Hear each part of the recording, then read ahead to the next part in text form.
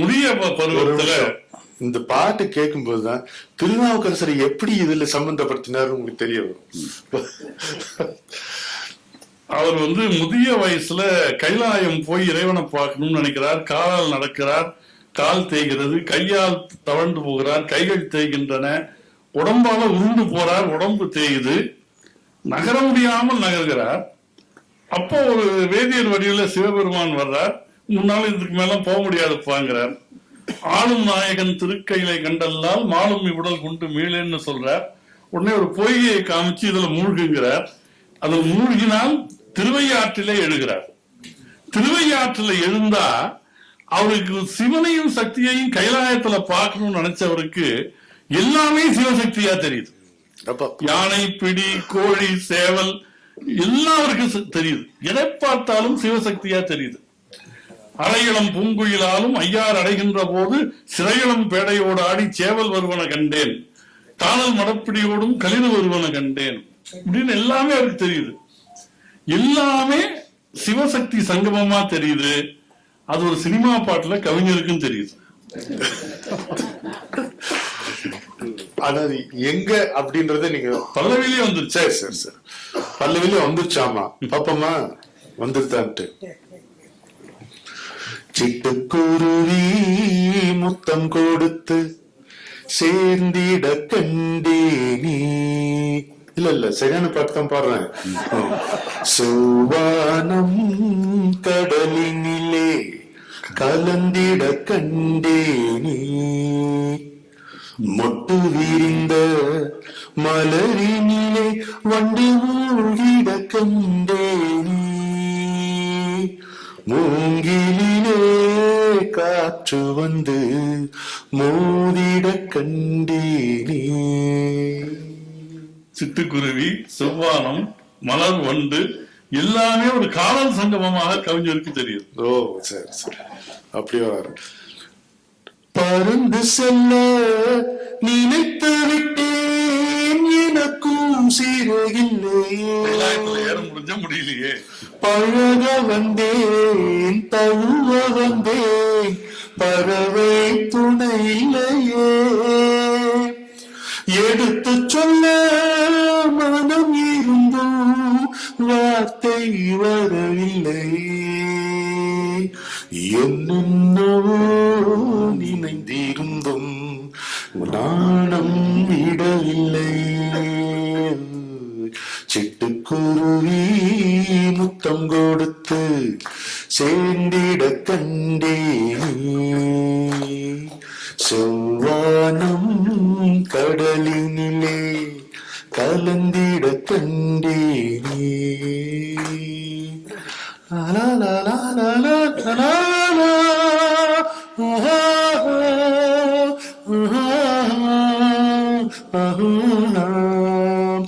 ஒரு பொழுது மலராக கொடியில் இருந்தேனா, ஒரு தடவை தேன் குடித்து மடியில் வீழ்ந்தேனா, இரவினிலே நிலவினிலே என்னை மறந்தேனா, இளமை தரும் சுகத்தினிலே கண்ணம் சிவந்தேனா, சிட்டுக்குருவி முத்தம் கொடுத்து சேர்ந்திட கண்டேனி, செவ்வானம் கடலினிலே கலந்திட கண்டேனி, மொட்டு விரிந்த மலரினிலே வண்டு மூழ்கிட கண்டேனி, மூங்கிலே காற்று வந்து மோதிட கண்டேனி.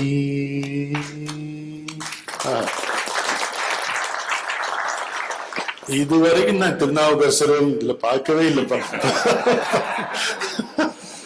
எங்க இருந்து எங்க பாருங்க. இப்போ திருநாவுக்கரசர் இது அடுத்தது என்ன ஆகுமோ தெரியல. இது அண்ணனூர் கோயில் படத்துல வர்ற பாட்டு. போலீஸ் வெளியில தேடுகிற போது சிவாஜியும் சுஜாதாவும் காதல் பண்ணிட்டு இருப்பாங்க. 4 பக்கம் வேடர் உண்டு நடுவினிலே மானிர் உண்டு காதல் பாட்டு. இது காட்டுக்குள்ள நடக்குது. காட்டுக்குள் நடக்கிற காரணத்தால் காட்டில் காதல் நிகழ்ந்த காவியங்களையே மேற்கோள் காட்டுவார். ஆரண்ய காண்டம் இதை தொடங்கு அயோத்தி பஞ்சனை போல் உறங்கு. அதாவது காட்டின் நடுவிலே கைய தட்டுவோம். யார் யார் சொன்னா இது எடுத்து சொல்லதே கிடையாது. யார் காட்டில் நடக்கிற சம்பவங்க. அவர் ராமன் அவன் நிச்சலம். அவன் எங்கு வேண்டுமான அவனை மெய்த்திருப்பதம் மேவி எனும் போதிலும் இத்திரத்தை விட்டு ஏகு எனும் போதிலும் சித்திரத்தளர்ந்த சிந்தாமரை ஒத்திருக்கும் முகம். அவனை போய் நீங்க ஆரண்யத்துல விட்டா கூட அயோத்தி பஞ்சன மாதிரி தூங்குவான். ஆரண்ய காண்டம் இதை தொடங்கு அயோத்தி பஞ்சனை போல் உறங்கு சாகுந்தலம் படிக்க இறங்கு. அங்கதான் துஷ்யந்தன் சகுந்தலை காதல் காட்டுல. சாகுந்தலம் படிக்க இறங்கு தலையடியில் கை வைத்து உறங்கு. பாலோடு பாத்திரத்தை எடுத்து பஞ்சாமிர்தம் கலந்து கொடுத்து தாகங்கள் தீரும் வரை குடித்து சல்லாம நாடகத்தை நடத்துனர். வெளியில அவ்வளவு பதட்டம். ஆனா இவங்க 2 பேருக்கு அதை பத்தி கவலையே இல்லை. படம் பார்க்க நமக்கு பக்குன்னு இருக்கும். ஆனா நமக்கு ஒரு தைரியம். போலீஸ் எப்பவுமே கடைசியில் தான் வரும் தமிழ் சினிமால. அதனால இப்ப வராதுன்னு ஒரு நம்பிக்கையோட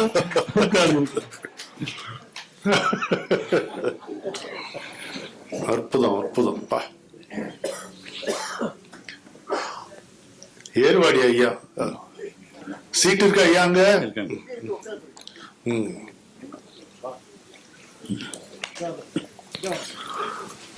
4 பக்கம் வீடு உண்டு நடுவினிலே மானிரண்டு காதல் இன்ப காதல். அம்மம்மா என்னம்மா காட்டினிலே கூடு கட்டி கூட்டினிலே குருவி 2 கூடல் கொஞ்சம் ஊடல். அம்மம்மா என்னம்மா. இப்ப கம்பர் வர்றார். ஆரண்ய காண்டம் இதை தொடர்ந்து அயோத்தி பஞ்சனை போல் மயங்கு. ஆரண்ய காண்டம் இதை தொடர்ந்து அயோத்தி பஞ்சனை போல் மயங்கு. சாகுந்தலம் படிக்க இறங்கு தலையடியில் கை வைத்து உறங்கு. தலையடியில் கை வைத்து உறங்கு. அம்மம்மா என்னம்மா. 4 பக்கம் வீடருண்டு நடுவினிலே மானிரண்டு காதல் இன்ப காதல். அம்மம்மா என்னம்மா. பாலோடு பாத்திரத்தை எடுத்து பஞ்சாமிர்தம் கலந்து கொடுத்து தாகங்கள் தீரும் வரை குடித்து சல்லாப நாடகத்தை நடத்து. சல்லாப நாடகத்தை நடத்து. அம்மம்மா என்னம்மா. அப்படி போ. அதுக்கப்புறம் ஒரு சரணம் இருக்கு. அது தோட்டத்திலே தென்னை 2 முற்றி 2 அங்க போயிடும்.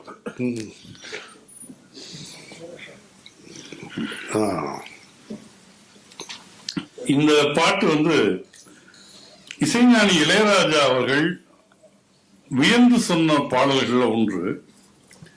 நம்முடைய அருமை நண்பர் சிறந்த எழுத்தாளரும் இயக்குனராக சுகா இருக்கிறார்.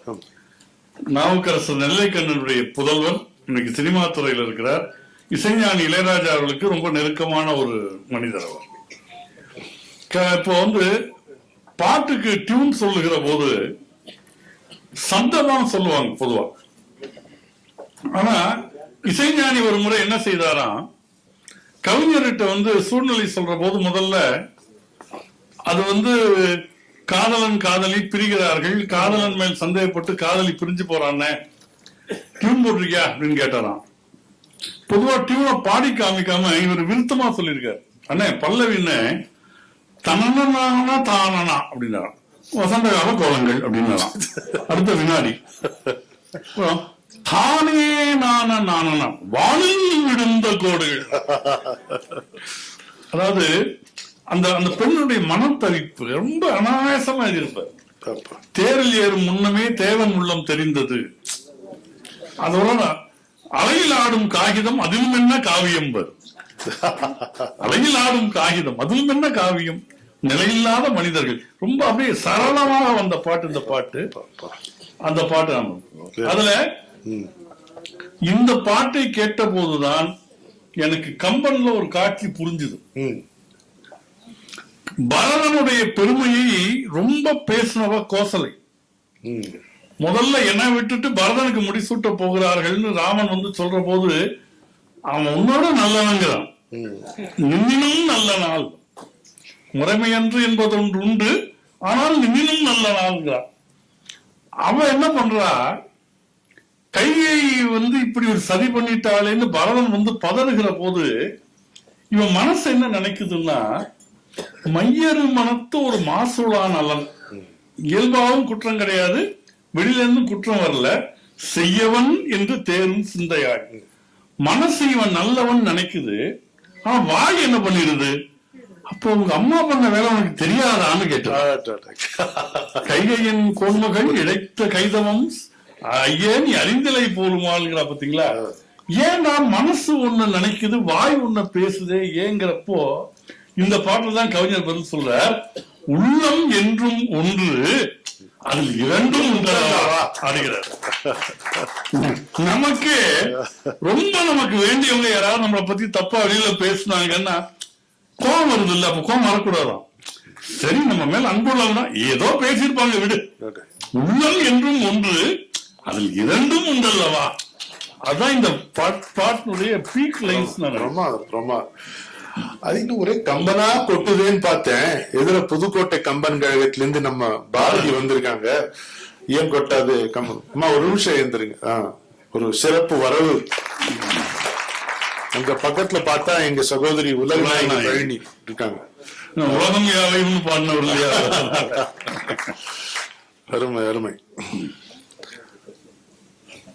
அலையிலாடும் காகிதம் அதிலும் என்ன காவியம், நிலையில்லாத மனிதர்கள் அவர்க்குள் என்ன உறவுகள், உள்ளம் என்றும் ஒன்று அதில் இரண்டும் உண்டல்லவா, கனவுகள் கலைந்திடும் கனவுகள் கண்ணீர் சிந்தும் நினைவுகள், வசந்த கால கோலங்கள் வானில் விழுந்த கோடுகள். நான் ரொம்ப ரசிச்சிருக்கேன். அதுவும் ஹிமாலயாஸ் பயணம் போகும்போது ஏதோ ஒரு ஜெட்டு ஒரு கோடு போட்டு போற மாதிரி இருக்கும், இல்ல வேற எதனால வருதுன்னு தெரியாத ஒரு கோடு இருக்கும். பார்த்தா இந்த கோட்டை அழிக்கவே முடியாதுன்னு தோணும். இது வந்து கான்கிரீட்ல போட்ட கோடு மாதிரி தோணும், சுண்ணாம்புல போட்ட கோடு மாதிரி தோணும். ஆனா கொஞ்ச நேரம் திரும்பி பார்த்தா அது சோடு கூட இருக்காது. வசந்த கால கோலங்கள் நினைக்கிற, ஆனா இதெல்லாம் வானில் விழுந்த கோடுகள். ஆனால் ஒண்ணு ஒளிஞ்சிருக்கு இந்த ரெண்டு வரிக்கு நடுவுல, வசந்த கால கோலங்கள், ஆனால் வானில் விழுந்த கோடுகள் கலைந்திடும் கனவுகள் கண்ணீர் சிந்தும் நினைவுகள். நான் என்ன நினைச்சேன், உள்ளம் என்றும் ஒன்று அதில் இரண்டும் உண்டல்லவான். இது இரண்டு மனம் வேண்டும் கேட்பார்ல, நினைத்து வாழ ஒன்று மறந்து வாழ ஒன்று. அதுல கம்பன் சிற்றிடை சீதை சொல்லுவார்ல, உன்னை தள்ளி உன்னை நினைக்கிறதுக்கு என்ன இங்க ரெண்டு மனசா இருக்கு, ஒண்ணுதானே இருக்கு, அதனாலதான் நாங்க இந்த பாடு போடுறோம், அதனால இரண்டு மனம் வேண்டும் அப்படின்னு பாரதி பாஸ்கர் வந்து இதை எடுத்து சொன்னாங்க எனக்கு. அது மாதிரி ஒரு அற்பியானது. தேரில் ஏறும் தேவம் தெரிந்தது, நல்ல வேளை திருவுள்ளம் நடக்கவில்லை திருமணம், நன்றி நன்றி தேவா உன்னை மறக்க முடியுமா, கலைந்திடும் கனவுகள் கண்ணீர் சிந்தும் நினைவுகள். எனக்கு நினைவு தெரிஞ்சு இந்த நிகழ்ச்சியில் இந்த பாடல் இப்பொழுதுதான் முதல் முறை வருகிறது. இது இங்க ரொம்ப தீவிரவாதிகள் அதிகம் இந்த சபையில், அதனால எனக்கு நினைவு தெரிஞ்சு சொல்றது ஒரு ரைடரோடு சொல்றது நல்லது. டிஸ்க்ளைமர் போட்டு இது கட்டாயமா இப்பதான் முதல் முறை வருது இப்ப வரக்கூடிய பாட்டு. அதாவது ஐவி சசி அவருடைய ஒரு அனுபவத்தை சொல்லியிருந்தார்.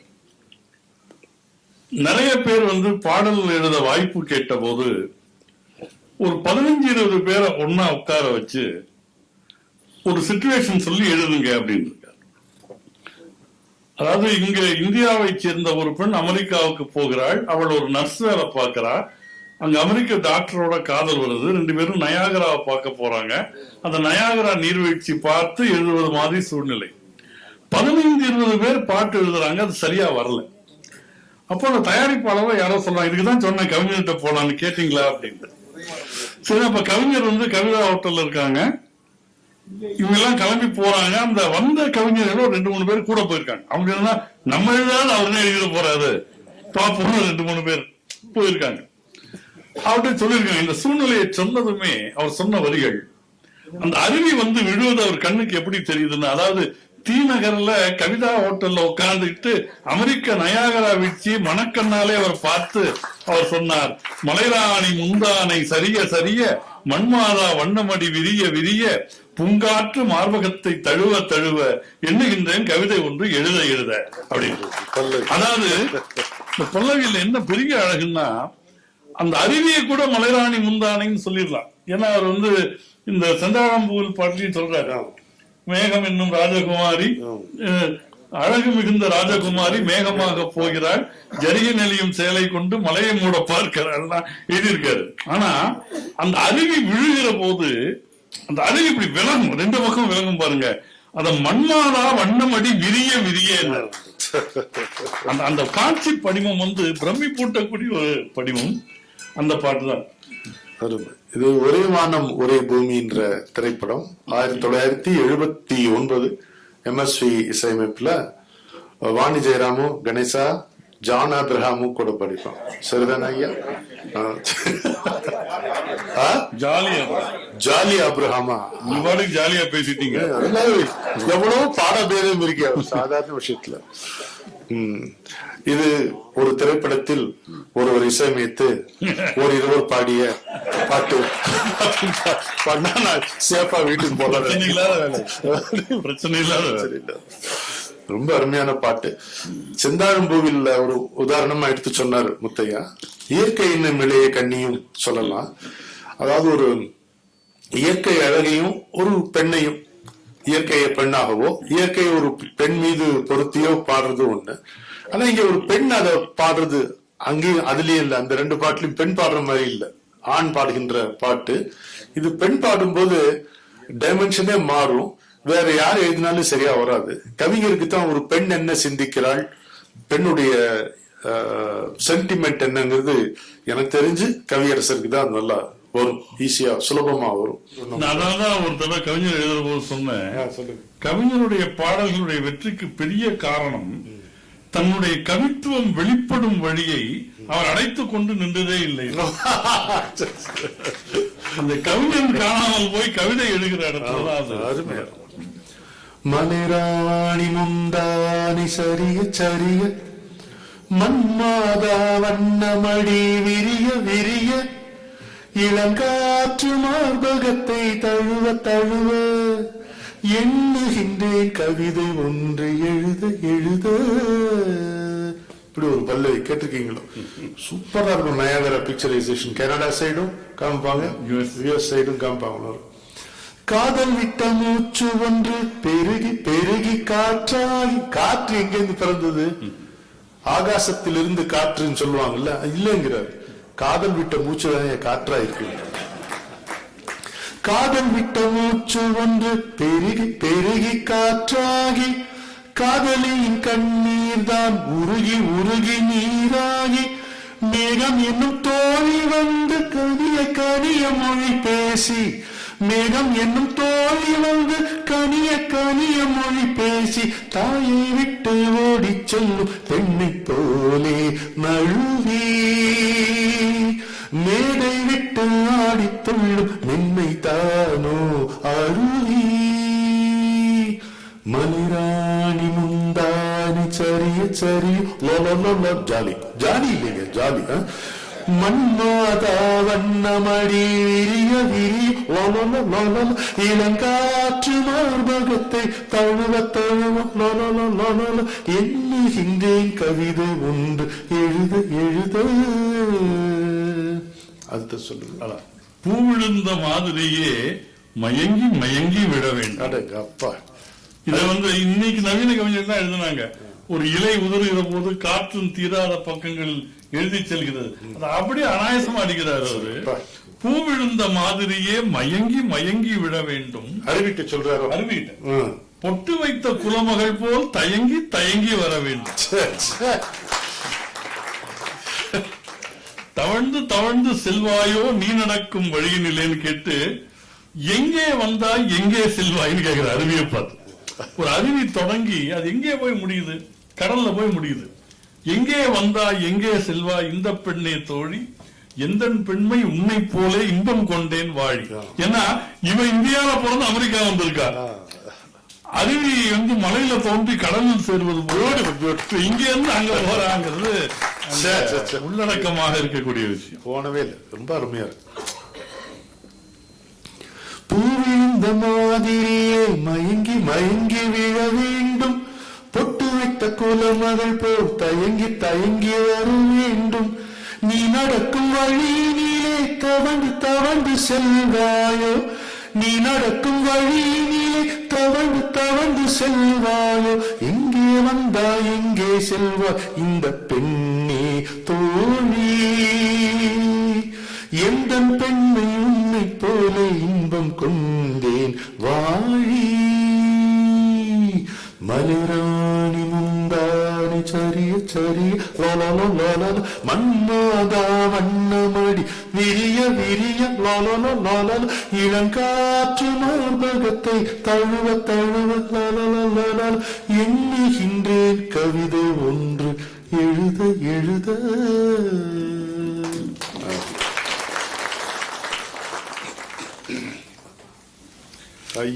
அதாவது டயகனலி ஆப்போசிட் அப்படின்னு நம்ம ரெண்டு விஷயங்கள் பார்ப்போம். ஒரு ரொம்ப செல்வ செழிப்பு மிக்க ஒரு தாய்மாமனை பாசமலர்ல பார்த்தோம். அவன் எப்படி தன்னுடைய தங்கையின் பிள்ளையை கொஞ்சுவாங்கிறதுக்கு கவிஞர் சொல்றாரு, தங்க கடிகாரம் வைர மணியாரம் தந்து மனம் பேசுவார் மாமன் தங்கை மகளான மங்கை உனக்காக உலகை நிலை பேசுவார் அப்படிங்கிறாரு. ஆனால் இங்கே ஏழ்மை நிலையில் இருக்கக்கூடிய ஒரு தாய்மாமன் கல்யாணம் பண்ணிட்டு போனவன் அவன் வசதியான வீடு கணவன் வீட்டுல இருந்து பிரிஞ்சு வந்துட்டான். ஆனா இவன் வீடு ஏழ்மை ததும்புகிற வீடு. கவிஞர் அந்த பல்லவியிலே அந்த பாட்டை முடிக்கிறார். சொர்க்கத்தில் கட்டப்பட்ட தொட்டில் ஏழ்மை துன்பத்தில் ஆடுதடா இங்கே மாளிகை மன்றம் கண்ட மன்னன் இன்று மாமர ஊஞ்சல் கொண்டான் இங்கே என்று அந்த தாய்மாமனுடைய தவிப்பு அந்த பாட்டு முழுக்க விரவி வரக்கூடியதை நாம பார்ப்போம். ஆனாலும் இது இன்னைக்கு இப்படியே போயிடாது. நாளைக்கு நான் உனக்கு நல்லது செய்வேன், எனக்கு காசு வந்தா உனக்கு செய்ய வேண்டிய சீரை செய்வேன் என்கிற அந்த தாய்மாமனுடைய அந்த தவிப்பு இந்த பாட்டுல ரொம்ப அழகா வெளிப்படும். அருமை. இது மன்னவன் வந்தானடி திரைப்படம். நிக்கவா எம்எஸ்வி இசையமைப்புல டிஎம்எஸ் பாடியிருப்பாரு. படம் ரொம்ப சுமாரான படம் தான். அப்படி ஒரு பாடாவதியான காஸ்டியூம்ல வேற யாரும் இப்படி நம்மள கவர முடியாது. நடிகர்கள் அது மட்டும் இல்ல, அவருக்கு தங்கச்சி யாரு தெரியுமோ? ஜெயசுதா. ஆமா, ஜெயசுதா. அதெல்லாம் கரெக்டா சொல்லுவோம். சும்மா போட்டு பார்த்தாரு. இந்த பாட்டி இலக்கியம் இதுல இருந்து கொஞ்சம் சிரமப்படும். அவ்வளோ நீங்களே பார்த்திருப்பீங்கல்ல அந்த படம். ரொம்ப கோரமா ஒரு குடுகுடுப்பாண்டி கூட பெட்டரா இருக்கும் ட்ரெஸ். அது மாதிரி ஏதோ ஒரு கோமாளி இல்லாத நிறங்களே இல்லைங்கிற போட்டிருப்பாரு. ஆனா he will hold the audience. he will hold you in your palm. அதுதான் அடிகள் திலகம், அதுதான் கண்ணதாசனுடைய பாட்டு, அதுதான் டிஎம்எஸ் உச்சரிப்பு, அதுதான் எம்எஸ்வியினுடைய இசையமைப்பு. வாழ்ந்துட்டோம் ஐயா ஒரு பொற்காலத்துல. போடுவோம். சொர்க்கத்தில் கட்டப்பட்ட தொட்டில் ஏழ்மை துன்பத்தில் ஆடுதடா இங்கே, மாளிகை மன்றம் கண்ட மன்னன் மாமர ஊஞ்சல் கொண்டான் இங்கே. சொர்க்கத்தில் கட்டப்பட்ட தொட்டில் ஏழ்மை துன்பத்தில் ஆடுதடா இங்கே. பல்லக்கில் பட்டு கட்டி பரிசுகள் எடுத்து பச்சை பவளம் முத்து மாணிக்கம் கொடுத்து செல்ல கிளிக்கு வரும் மாமனின் விருது, செல்ல கிளிக்கு வரும் மாமனின் விருது. ஐயா சிந்தை கலங்காது நாளைக்கு வருது.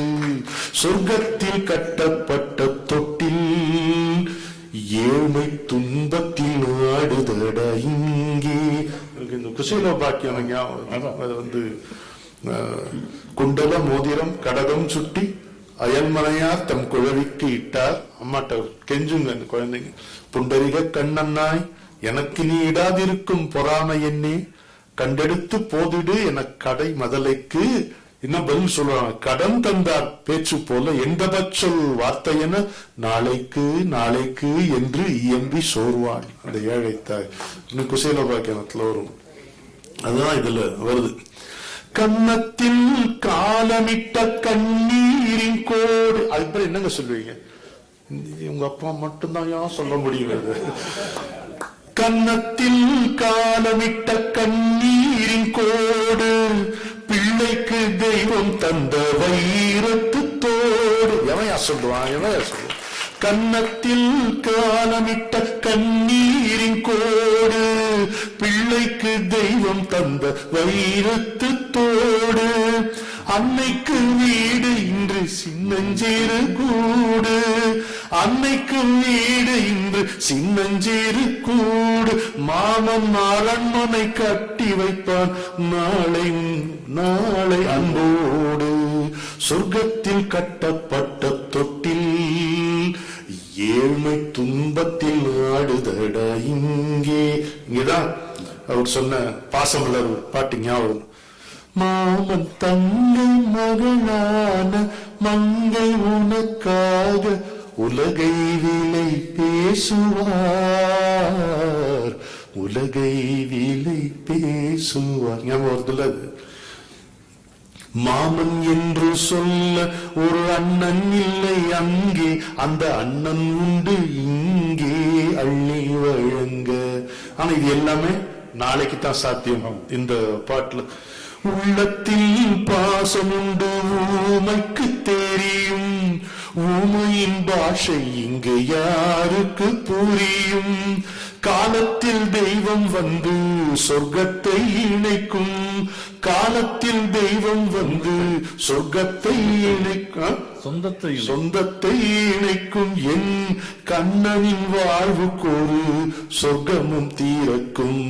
சொர்க்கத்தில் கட்டப்பட்ட தொட்டில் ஏழ்மை துன்பத்தில் ஆடுதடா இங்கே, ஏழ்மை துன்பத்தில் ஆடுதடா இங்கே.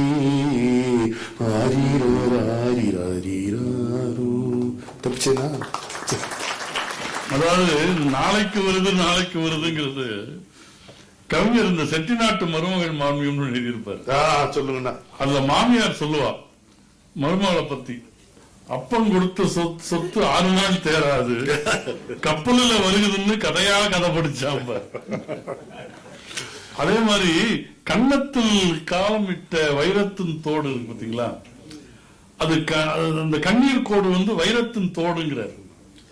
கவிமணி தேசிக விநாயகம் பிள்ளைக்கு உடம்புல எல்லாம் கொஞ்சம் சிறங்கு வந்தது. ஐயோ, அதெல்லாம் என்ன அப்படின்னு கேட்கிறப்ப அவர் சொல்றாராம், முத்து பவழம் முழுவயிரம் மாணிக்கம் பத்தி ஒளி வீசும் பதக்கம் எல்லாம் சித்தன் சிறங்கப்பராயன் இந்த சரங்குக்கு பேர் இருக்கிற சிரங்கப்ப ராயன் சிறியேன் எனக்கு தரம் கண்டு தந்த தனம். இதே ரமண மகர்ஷியும் சொல்றார். அவருக்கு அந்த கார்பன்கில் வந்த போது அதை காட்டி சொல்றார், ஏன் இதுக்கு ஏன் கிளம்புவானோ, இவ்வளவு பெரிய வயலை கட்டி எங்கேயாவது பார்த்திருக்கியா நீ அப்படின்னு ரமணர். அது பகவான்கிட்ட கட்டி வந்த போது சொல்லியிருக்காங்க, பகவானே ஒரு சங்கல்பம் பண்ணி அதை ஆத்திக்கப்படாதா சொல்லுங்க, நல்லா இருக்கும். அதுக்கு அவர் சொல்லியிருக்காரு, நீ சொல்றத பார்த்தா எனக்கு ஒரு கை இருக்குன்னு முதல்ல நான் நினைக்கணும், அந்த கையில ஒரு கட்டி வந்திருக்குன்னு நினைக்கணும், அது குணமானும்னு நினைக்கணும், இவ்வளவு எண்ணங்களுக்கு நான் எங்க போவேன், இவ்வளவு எண்ணங்களுக்கு நான் எங்க போவேன். எவ்வளவு கஷ்டம் பாத்தீங்களா. நமக்கு ஒண்ணு புரியாது, அவருக்கு ரெண்டு தெரியாது. இதுதான் பிரச்சனை. ஒரு அறிவிப்பு, அதற்கு பிறகு இன்னொரு பாட்டு. அறிவிப்பு என்ன? 28ஆம் தேதி பாரதிய வித்யா பவனில் சத்குருநாத ஓதுவாரோடு நான் செய்கின்ற மாதம் ஒரு திருமுறை நிகழ்ச்சி நடைபெறுகிறது. இந்த முறை 6ஆம் திருமுறை அதை எடுத்துக்கிறோம். 30ஆம் தேதி என் மனைவியும் நானும் ஆர்கே கன்வென்ஷன் சென்டர்ல எல்லோரும் வாருங்கள் என்னோடு பாடுங்கள்னு ஒரு நிகழ்ச்சி, என்னுடைய கவிதைகள் பாடல்களை வச்சு ஒரு நிகழ்ச்சி. மாதந்தோறும் அதுவும் ஒரு நிகழ்ச்சி. இந்த இரண்டுக்கும் நீங்கள் வரலாம். இடையில 25ஆம் தேதி புதுச்சேரியில சத்குரு ஹோட்டல் வளாகத்துல ஒரு அற்புதமான நிகழ்வு. எனக்கு அண்மையிலே கிட்டிய பெரும் பேரு என்று நான் அதை கருதுவேன். சத்குரு பேசிய பேச்சை எழுத்தாளர் சுபா ஒரு கிருஷ்ண லீலா என்கின்ற ஒரு அற்புதமான நூலாக தொகுத்திருக்கிறார். அந்த நூலினுடைய அறிமுக விழா சொல்லாமா ஐயா? அறிமுக விழா அங்கே நடைபெற இருக்கிறது. அங்கே அந்த நூலை பற்றி பேசுவதற்கு என்னை அன்புடன் பணித்திருக்கிறார் முத்தையா, அழைத்திருக்கிறார் விஜயகுமார் அவர்கள். 25ஆம் தேதி மாலை அந்த நிகழ்ச்சி. சத்குரு நிகழ்ச்சி எங்க நடக்கும்? சத்குரு ஹோட்டல்ல தான் நடக்கும். அங்கே நடக்கிறது. இயன்றவர்கள் வரலாம், நண்பர்களுக்கும் சொல்லலாம். அனைவரும் கலந்து கொள்ளக்கூடிய ஒரு நிகழ்ச்சி. இப்போ நிறைவு பாடலுக்கு போகும். அது வச்சுக்கலையே, இப்போ முடியாது. வேற ஏதாவது வச்சுக்கலாம். அதாவது கண்ணன் எங்கெல்லாம் கண்ணதாசனுக்கு கை கொடுக்கிறார் என்று நீங்க பாத்தீங்கன்னா அது ஒரு பெரிய பாட்டு பட்டியலாக பெரிய. அங்க சகோதரிகள் 2 பேர் தங்கையினுடைய குழந்தையை தன் குழந்தையாக சொல்ல வேண்டிய சூழ்நிலை தமக்கைக்கு வருது. அந்த குழந்தையை எல்லோரும் கொண்டாடுற போது பெற்ற தாய் தூரத்திலிருந்து பார்க்கிறார். வளர்த்த தாய் தான் பெற்ற தாய் போல ஒரு பாவனையில் இருக்கிறாள். அப்ப அந்த தங்கையினுடைய வருத்தத்துக்கு ஆறுதல் சொல்லுவது மாதிரி ஒரு பாட்டு. முள்ளுக்கு ரோஜா சொந்தம், முத்துக்கு சிப்பி சொந்தம், பிள்ளைக்கு அன்னை என்னவோ, என் கண்ணா பெண்மைக்கு தாய்மை என்னவோ அப்படிங்கிறார். அது 2 வரியில சொல்றாரு. உலகத்தை பொறுத்தவரையில் யசோதையினுடைய மகன்தான் கண்ணன். கண்ணனின் அன்னை யசோதை தானே, கண்ணீர் என்னடி தேவகி மானே. இந்த காட்சியில யசோதையும் இருக்கிறாள், தேவகியும் இருக்கிறார். கண்ணனின் அன்னை யசோதை தானே. கதைகள் இருந்தால் பேசடி பின்னே, நம்ம தனியா பேசிக்கலாம். அது இங்க அழகா சொல்லுவாங்க, கண்மணி முகத்தை பாரடி கண்ணே, கதைகள் இருந்தால் பேசடி பின்னே. அற்புதமான ஒரு இதுல ஏமுத்தையா நீங்க சொன்னா நல்லா இருக்கும். முள்ளுக்கு ரோஜா சொந்தம், சரி. முத்துக்கு சிப்பி சொந்தம்னா இருப்பாருங்க. சிப்பிக்கு முத்து சொந்தம் சொல்லல, முத்துக்கு சிப்பி சொந்தம்ன்ற அதுவும் சரியா. நீங்க ஆனா அறுதிட்டு சொல்ல முடியாத 2 உண்மைய கேள்விக்குறியோட விட்டுறாரு. பிள்ளைக்கு அன்னை என்னவோ, பெண்மைக்கு தாய்மை என்னவோ. நீங்க என்ன சொல்லிக்கங்க, உங்களுக்கு என்ன தோணுதோ சொல்லிக்கங்க. அவ்வளவு. உண்டு என்றால் அது உண்டு, இல்லை என்றால் அது இல்லை என்றார்ல, அது மாதிரி. என்ன அழகா இருக்கும். முள்ளுக்கு ரோஜா சொந்தம், முத்துக்கு சிப்பி சொந்தம், பிள்ளைக்கு அன்னை என்னவோ. ஒரு கேள்வி இருக்கு. முள்ளுக்கு ரோஜா சொந்தம், அப்படி போடு. முத்துக்கு சிப்பி சொந்தம் இல்லையே, சொல்ல முடியாது. எந்த விதம் சொந்தம் வரும் எவரும் சொல்ல முடியாது. எப்படி பிரிவு வரும் அதை யாரும் யூகித்து சொல்ல முடியாது. சேர்த்து வைத்த காற்று தானே சிதறவும் வைக்கிறது. திடீர்னு காணாம போயிடும், அவ்வளவுதான். ஆஹா ஓஹோன்னு கொண்டாடின உறவுகள் எல்லாம் திடீர்னு ஒண்ணுமில்லைன்னு தோணி போயிடும், பொய்யாக தோன்றும் இல்லையா? முள்ளுக்கு ரோஜா சொந்தம். இது இந்த நிகழ்ச்சியில் முதல் முறையாக இந்த பாட்டு இடம்பெறுகிறது. சபாஷ், சரியான போட்டி. அவர் கூட போட்டி போட முடியுமா? இல்ல அவர் இல்ல, சில சமயம் சந்தேகமா வந்துடும். அண்ணாதுரை கண்ணதாசன் நிகழ்ச்சி பண்ணும்போது, ஏன்பா இது கண்ணதாசன் ஏற்கனவே எழுதிட்டாரா, உனக்கு கனவுல ரகசியமா எழுதி கொடுத்துட்டாரா அப்படின்னு தோணும். அது மாதிரி பாருங்க எத்தனை பாட்டு, புது பாட்டு. 109வது நிகழ்ச்சியில் வெகுளி பெண் திரைப்படம், வி குமார் அவர்களுடைய இசையமைப்பில் நான் நினைக்கிறேன் சுசிலா அவர்கள் தான் பாடியிருக்க வேண்டும் என்றும் கருதுகிறேன். சரிதானா? அது இருந்துட்டு போட்டுங்க, எனக்கு ஒண்ணும் பிரச்சனை. நீங்க தேவிகா போய் இருந்துட்டு போட்டுன்னு சொல்றீங்கன்னா அவர் என்ன நினைச்ச பாரு, எப்படி பகிர்ந்து பாரு, சித்தி பாசம். முள்ளுக்கு ரோஜா சொந்தம், முத்துக்கு சிப்பி சொந்தம், பிள்ளைக்கு அன்னை என்னவோ என் கண்ணா, பெண்மைக்கு தாய்மை என்னவோ. முள்ளுக்கு ரோஜா சொந்தம், முத்துக்கு சிப்பி சொந்தம், பிள்ளைக்கு அன்னை என்னவோ என் கண்ணா, பெண்மைக்கு தாய்மை என்னவோ. கண்ணனின் அன்னை யசோதை தானே, கண்ணீர் ஏனடி தேவகி மானே, எங்கிருந்தாலும் மணக்கும் முல்லை, எங்கிருந்தாலும் மணக்கும் முல்லை, என்னும் கண்ணன் உனக்கும் பிள்ளை. முள்ளுக்கு ரோஜா சொந்தம், முத்துக்கு சிப்பி சொந்தம், பிள்ளைக்கு அன்னை என்னவோ என் கண்ணா, பெண்மைக்கு தாய்மை என்னவோ. பிள்ளையின் மீது கண் பட வேண்டாம், பெற்றவள் உள்ளம் புண்பட வேண்டாம். உள்ளங்கள் வேறு உலகம் வேறு, உள்ளங்கள் வேறு உலகம் வேறு, உனக்கென வாழ்வேன் ஆண்டுகள் 100. அப்புறம் எப்படி முடிக்கிறாரு நான் பாருங்க, நீ பால்கனில இருந்து தான் பார்க்கணும் உன் குழந்தைய, வேற வழி இல்லை. அது எப்படி பண்ணணுமா? வண்ணத் தமிழை படிப்பது போலே, வானத்து நிலவை பார்ப்பது போலே, கண்மணி முகத்தை பாரடி கண்ணேங்கிறார். வண்ணத் தமிழை பார்ப்பது போலே, வச்ச கண்ணு எடுப்பியா? வானத்து நிலவை பார்ப்பது போலே. 4 பேர் கூப்பிட்டு நீ பாரு சொல்ல மாட்டேன். கண்மணி முகத்தை பாரடி கண்ணே, கதைகள் இருந்தால் பேசடி பின்னே அப்படின்னு முடிக்கிறார் அந்த பாட்டு. அருமையான ஒரு பாடல். முதல் முறையாக இந்த நிகழ்ச்சியில் அந்த பாடல் வந்திருக்கிறது. இன்னைக்கு காலையில எனக்கு ஒரு அழைப்பு வந்தது வாட்ஸ்அப்ல, ஒரு இன்விடேஷன் வந்தது. காலங்களில் அவன் வசந்தம், இந்த மாதிரி முத்தையாவோட நடத்துற நிகழ்ச்சி அப்படின்னு சொல்லி, நீங்கள் தவறாமல் வந்து கலந்து கொள்ள வேண்டும் அப்படின்னு குறும்பு சிரிப்பு போட்டு எனக்கு அனுப்பிச்சவர் யாரு தெரியுமா? பூபதி ராஜா. அவர் எனக்கு அதை அனுப்பிச்சு வச்சாரு. இன்சிடென்ட்லி இன்னைக்கு அவங்க அப்பாவுடைய 90வது பிறந்த நாள், வசனகர்த்தா பாலமுருகன் அவர்களுடைய 90வது பிறந்த நாள். இடைவிடாமல் அவர் இந்த நிகழ்ச்சிக்கு வருவார். நான் தான் இதுக்கு செயலாளர் அப்படின்ட்டு தன்னை நியமித்துக் கொண்ட காரணத்தால் அவரை எப்படி நாங்க படுத்த முடியுமோ படுத்தி பாட வச்சிருக்கோம். அதாவது இந்த பிள்ளைக்கு அன்னை என்னவோ என் கண்ணா, பெண்மைக்கு தாய்மை என்னவோ வந்துருச்சு. அந்த வரிக்கு விளக்கம் கவிஞருடைய கிருஷ்ணகானத்தில் இருக்கு. சொல்றார், குருவாயூருக்கு வாருங்கள், ஒரு குழந்தை சிரிப்பதை பாருங்கள்.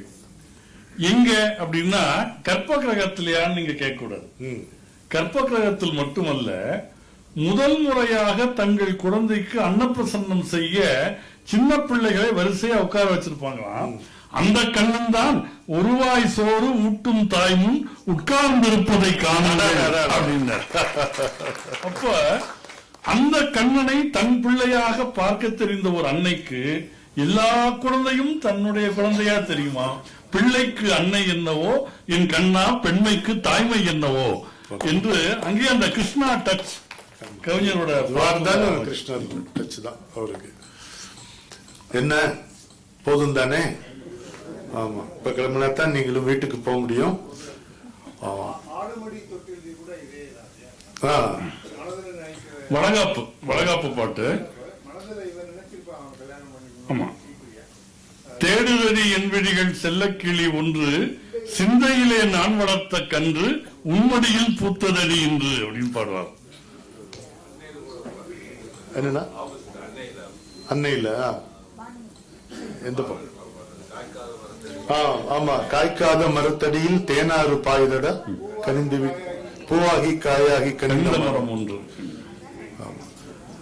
அன்னை ஆர் சுதர்சனம் தானே? சரி சரி, பானுமதி பாடிடுவாங்க. இல்ல, அந்த அவர் சொன்ன அந்த பாட்டு, அந்த வளகாப்பு பாட்டுல அது அந்த கதை ரொம்ப ஒரு சிக்கலான கதை. நம்ம ஏற்கனவே பேசியிருக்கோம். அதாவது அக்காவுக்கு லவ் பண்ணுறவன் தங்கச்சியை கல்யாணம் பண்ணிட்டு போயிடுவான். தங்கச்சி கர்ப்பமா இருப்பா. அக்கா பாடுறா, ஆடுமடி தொட்டில் இனி 5 திங்கள் போனால் அழகு மலர் அன்னையன ஆனால் ஆதரிப்பாள் தென்மதுரை மீனாள். அதுல அந்த கடைசி சரணத்துல என்ன பண்ணுவாரு, மாடியில நின்றுகிட்டு தங்கையும் அவள் கணவனும் கையசைப்பார்கள், கீழே இருந்து அக்கா கையசைப்பா. அத கவிஞர் சொல்றாரு, ஐயனுடன் கோயில் கொண்டாள் திருமகளாம் தங்கை, அடிவாரம் தன்னில் இருந்தால் அலமேலும் அங்கை. அது எவ்வளவு பெரிய உயரத்தை கொண்டு வராது. அவன் அன்பு மட்டும் போதும் என்று தங்கிவிட்டாள் அங்கே. இந்த ஒரு நெருடலான ஒரு விஷயத்தை இதுக்கு மேல புனிதப்படுத்தி பாட முடியாது. அற்புதம் அற்புதம். என்ன அன்பர்களே, மகிழ்ச்சி தானே? எல்லோரும் சேர்ந்து நம்முடைய அன்பர் முந்தையாவுக்கு வளமான கரவொலியால் நம்முடைய நன்றியையும் மகிழ்ச்சியையும் தெரிவிப்போம்.